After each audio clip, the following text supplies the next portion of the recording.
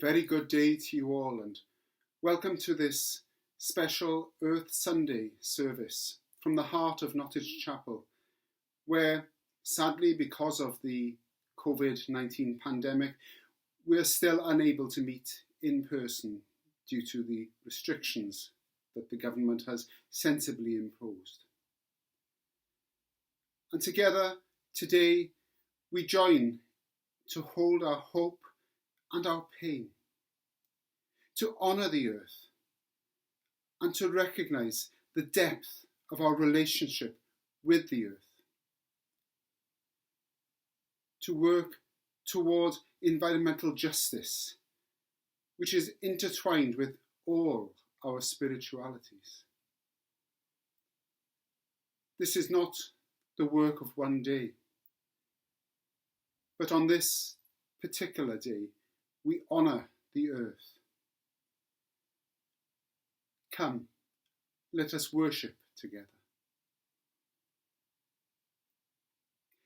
And the reading I have chosen for this service today is from the book of Revelation, and it's the 21st chapter, verses 1 through 6. And it's from the New Living Translation. Then I saw a new heaven and a new earth, for the old heaven and the old earth had disappeared, and the sea was also gone. And I saw the holy city, the new Jerusalem, coming down from God out of heaven, like a bride dressed beautifully for her husband. I heard a loud shout from the throne saying, "Look, God's home is now among the people. He will live with them, and they will be his people. God himself will be with them. He will wipe away every tear from their eyes, and there will be no more death or sorrow or crying or pain. All these things are gone forever." And the one sitting on the throne said, "Look, I am making everything new." And then he said to me, "Write this down, for what I tell you is trustworthy and true." And he also said, "It is finished. I am the Alpha and the Omega, the beginning and the end. To all who are thirsty, I will give freely from the springs of the water of life." Let us now join together in a period of prayer and reflection.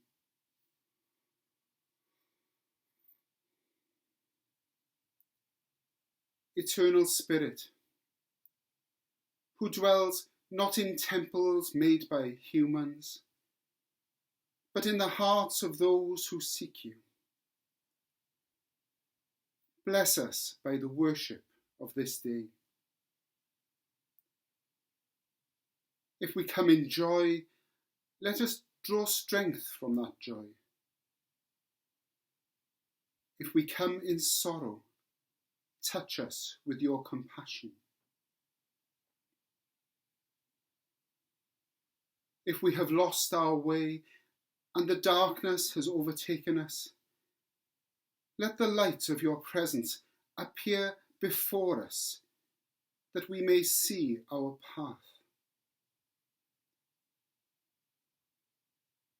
If we are weak and discouraged and don't know where to turn, remind us of the resources you have given us, and that there is no friend like courage.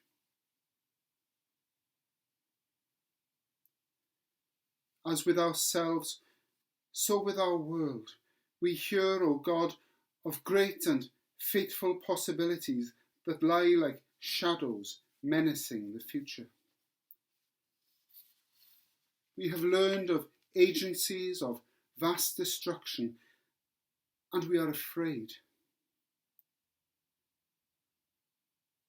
We know how few of us are good or wise, and yet we hope. Deepen that hope, O God. In quietness and in confidence, let us take counsel of the best in our own hearts and believe that it dwells also in the hearts of others. Give us to look back and see how far humankind has come,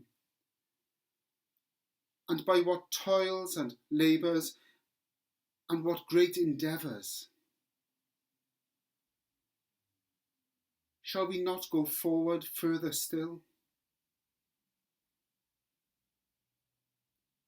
Against the evil present in the world, shall we not pit the strength of a growing love of goodness? Against fear, bring courage, and against doubt, the power of faith. May our minds be lightened with the vision of the future's promise. Help us to see that its brightness still shines, and that only we ourselves can take it away.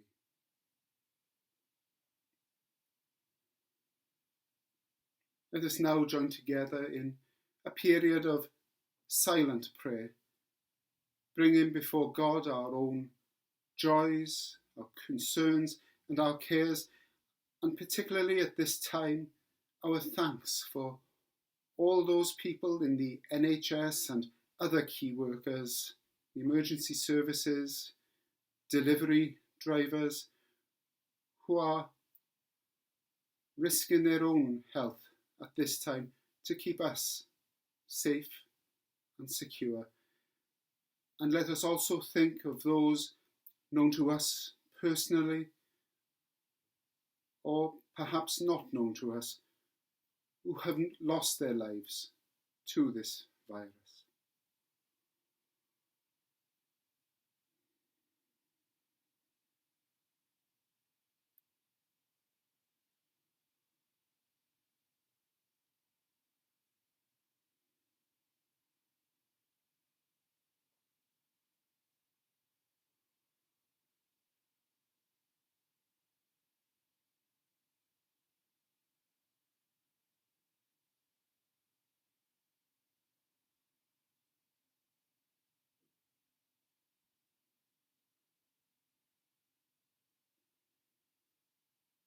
I'm now going to pray the words that Jesus taught, the Lord's Prayer. And should you so wish, I invite you to join me in saying the words out loud. Our Father, who art in heaven, hallowed be thy name. Thy kingdom come, thy will be done, on earth as it is in heaven. Give us this day our daily bread, and forgive us our trespasses, as we forgive those who trespass against us.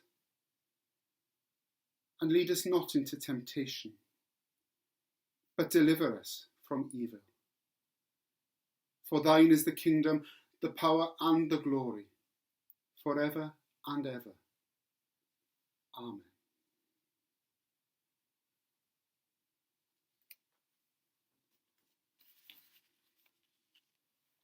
Now, last Wednesday of the week leading up to this service, which is the 26th of April, was a special one in the calendar, which may have passed some of us by, especially with everything which is happening at the moment.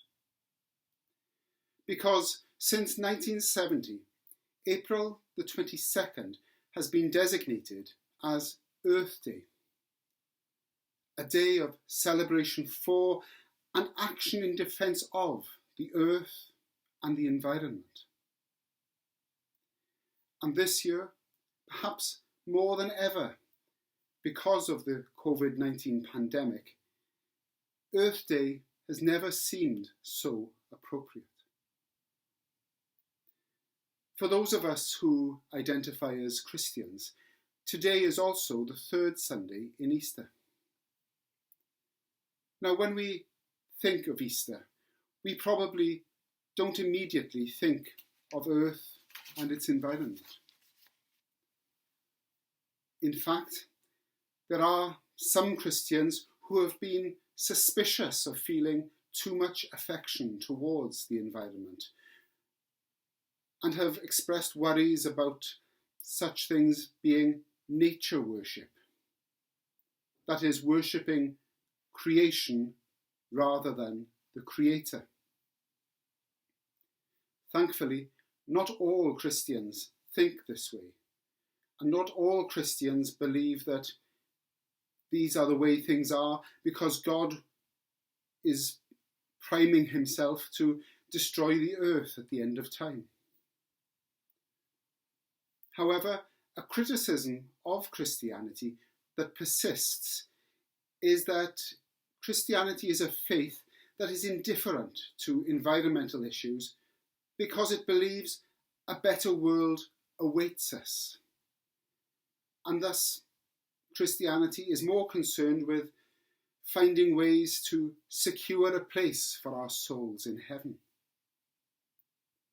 Now, I want to say that this is certainly not the case with my Christianity, my own faith. And this is because I believe the biblical view of redemption is far bigger than individual souls alone, trying to win ourselves a place in heaven, and that it's all about the future of creation. Let's look again at the reading I used a little earlier from what is commonly called the Book of Revelation, or alternatively, as my friend and colleague Robin Hanford recently reminded me, the Apocalypse of John. Firstly, the Book of Revelation has a bit of a reputation for being violent and scary and being difficult to understand and filled with doomsday prophecies about the end of the world. And I can fully understand this view. And to be honest, I've stayed clear from preaching from Revelation many a times for precisely this very reason. However, I've come to believe that many people get the meaning of the Book of Revelation so very wrong. In short, it's actually a vision of the future. Not of the fortune-telling kind, if you understand me. More like a dream, if you will. And the word revelation itself, which is a transliteration or translation of the Greek word, which was normally rendered into English as apocalypse, simply means unveiling. It isn't a cataclysmic destruction that so many people believe it to mean. And so the Book of Revelation is a dream that lifts our veil on the world so we can understand something true about it. And the passage we heard earlier comes on the tail end of a great vision of a cosmic struggle between the divine and the invisible forces that hold creation back from the divine's good purposes. In the dream, the divine ultimately prevails over these powers, and creation itself is set free and finally flourishes the way it was intended to from the very beginning. And the vision says that this is what God has in store for all things. Our passage from this morning's reading is the climax, the pinnacle, if you like, and the whole point of John's vision and the whole vision of the Judeo-Christian Bible. First, John sees the old heaven and earth pass away. This doesn't mean that they are destroyed. Instead, it means that the destruction caused by humanity becomes just a memory. The whole story of the Judeo-Christian scriptures is, at its very core, about God's reclamation project between Genesis at the beginning of the Hebrew scriptures and Revelation at the end of the Christian Bible. The world as it was, which is marred by brokenness and violence, has disappeared. It's the end of the world as we know it, but not the end of the world full stop. The passage said, "The sea is no more." The sea, which for the people of the time that these words were written, symbolized chaos, no longer exists. Instead, there is calm and peace.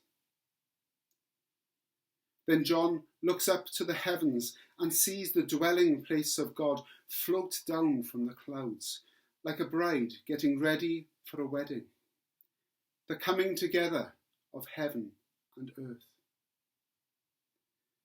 Then a booming voice rings out through the skies from the very throne of God.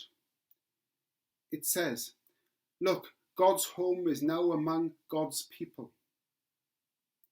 People aren't heading up to heaven. Heaven is coming to earth. The unseen reality of the divine and the world we can see and touch are merging, becoming one, becoming unified.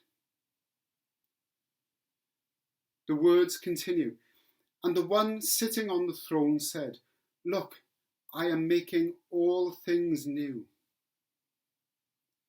All things new. All of the sorrow, despair, destruction, pollution and plundering that the earth knows now. All these forces of destruction and desecration will be destroyed for good.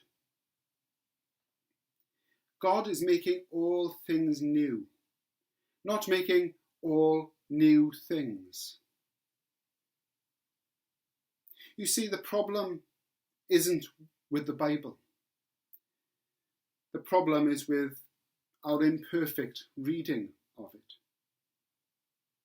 And I'm still learning. We are a part of the story. It's about us and our redemption, but the story isn't solely about us as individuals.